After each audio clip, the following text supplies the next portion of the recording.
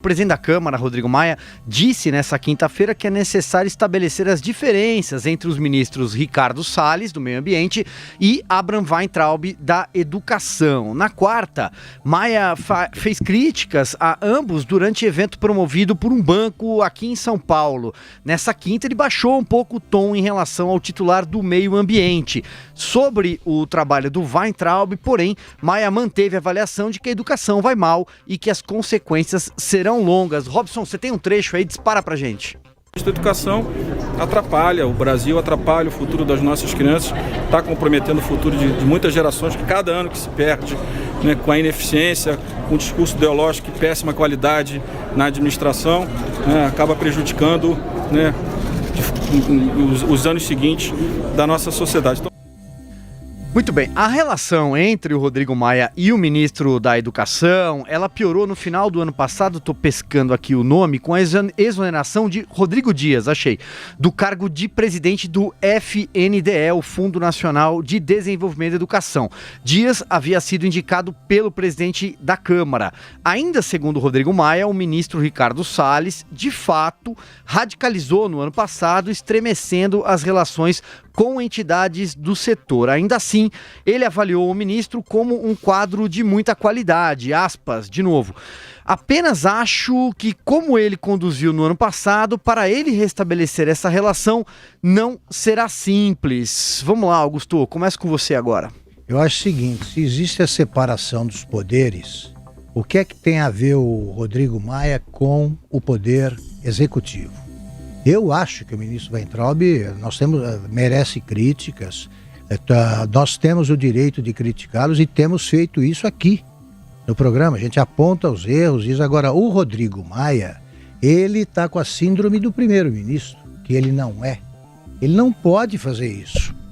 Como é que ele reagiria se fosse o contrário, se o ministro da Educação o atacasse?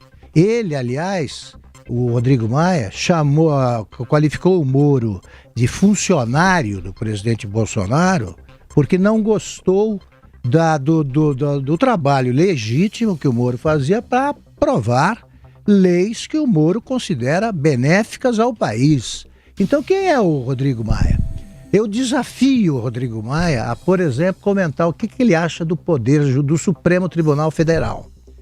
Porque não podemos nos esquecer de que ora ele fala como presidente que aprovou a Previdência, Rodrigo Maia, ora ele fala como Botafogo, codinome com que ficou conhecido o Departamento de Propinas da Odebrecht. Então o que ele acha, por exemplo, do desempenho do ministro Dias Toffoli? O que ele acha do desempenho do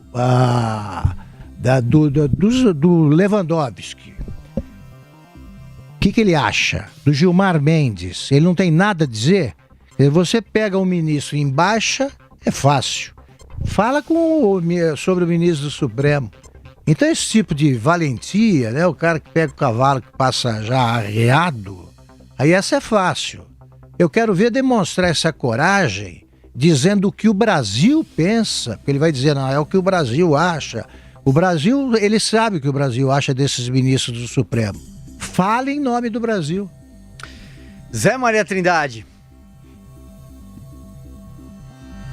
Olha, o presidente da Câmara, Rodrigo Maia, está em campanha. Ele tenta a reeleição.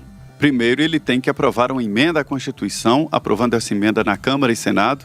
Tem o apoio do presidente do Senado na tentativa de reeleição.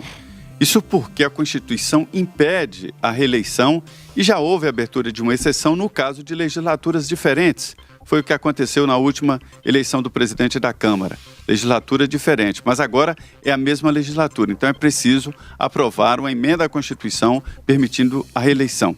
E ele está tentando ali falar o pensamento médio do Congresso Nacional, que não é bom. Esse pensamento médio do Congresso Nacional, ele é aquele pensamento de bastidores, de vantagens, de que o que eu estou ganhando nisso. É por isso que o presidente está saindo nessa defesa. Os dois ministros, o Weintraub e o Salles, eles vão para o Congresso Nacional e partem para o contra-ataque. Eles não são aqueles ministros couro grosso que apanham e se defendem e saem rindo. Não, os dois respondem à altura. Petistas, comunistas e outros da Câmara dos Deputados respondem na altura e no talo, na hora, né? E isso aí, evidentemente, não agrada uma parte importante do Congresso Nacional. As críticas são duríssimas. Veja bem que esta punição ao ministro Weintraub, da Comissão de Ética da Presidência da República, foi uma representação do PT, dizendo que ele agiu fora dos parâmetros e quebrou o decoro como ministro de Estado ao dizer que Lula e Dilma seriam comparáveis à cocaína encontrada no avião do presidente Jair Bolsonaro. Então, assim, os dois têm sim inimigos fortes no Congresso Nacional. Pelas posturas, que, olha, é uma continuidade desta postura do presidente Jair Bolsonaro, de não levar desaforo para o governo. Esta é a ideia e é assim mesmo. Agora, Augusto, nas primeiras críticas, o presidente da Câmara foi claro, defendeu a demissão de ministros.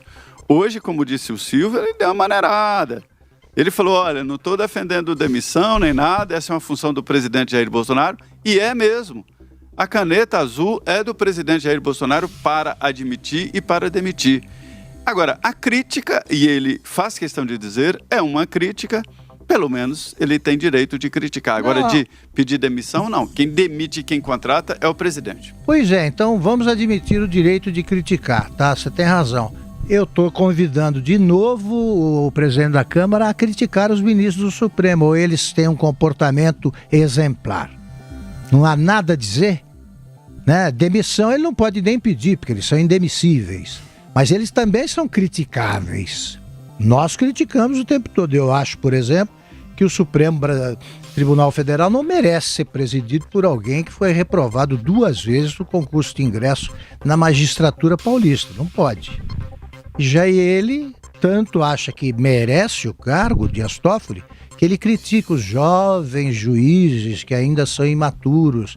Ele assumiu a vaga no Supremo aos 42 anos. Com 80 ele continuará imaturo. Ele não conhece direito.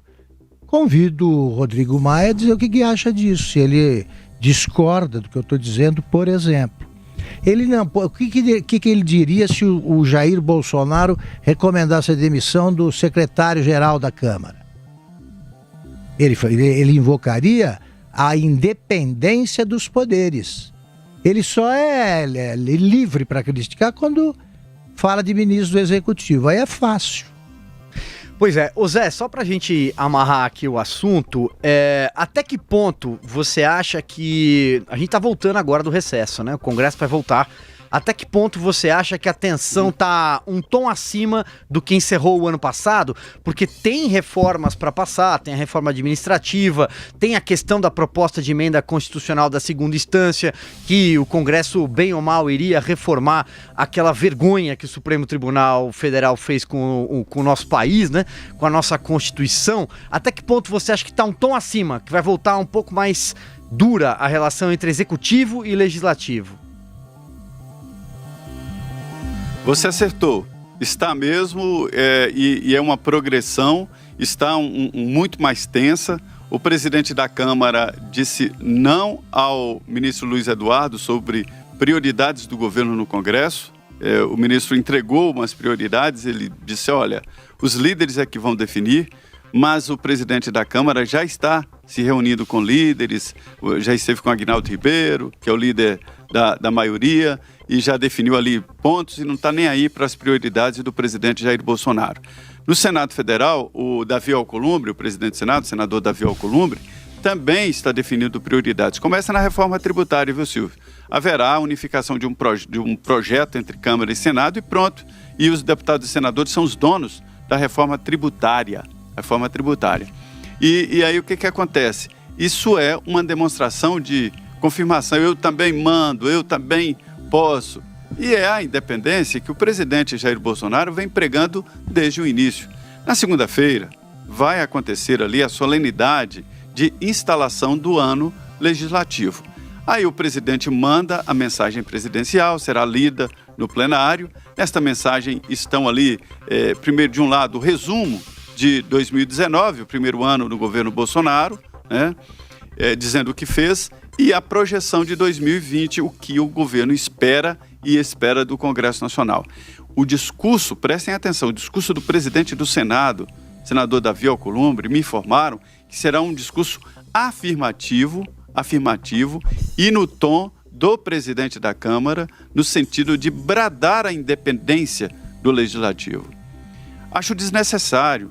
Ninguém nunca questionou a independência do Legislativo. Isso pode soar um pouco ali como ameaça, né?